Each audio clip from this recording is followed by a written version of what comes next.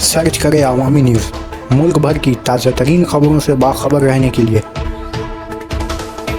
Subscribe करें हमारे channel को और बेल आइकन ज़रूर दबाएं।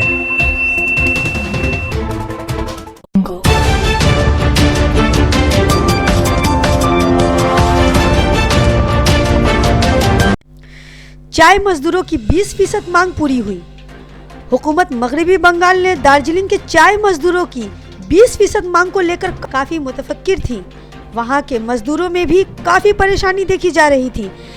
इस परेशानी की हुकूमत मगरिबी बंगाल ने अहमियत दी और दार्जिलिंग के चाय बागात के तमाम मालिकान को मीटिंग में बैठने की हिदायत की। तमाम मालिकान इस मीटिंग में आए और इन्होंने इत्तेफाक राय से चाय मजदूरों की पुरानी मांग 20% को कबूल कर लिया। इससे तमाम मजदूरों के अंदर खुशी की लहर दौड़ गई है। इसी मसले को लेकर दार्जिलिंग के बड़े बड़े लीडर रुजॉय तमंग भी भूख हड़ताल में बैठे थे। अब जबकि इनकी मांग पूरी हो गई है तो इन्होंने अपना भूख हड़ताल भी तोड़ दिया है। इस वक्त वो कमज़ोर हो गए हैं और एक गैर सरकारी अस्पताल में जेर इलाज हैं।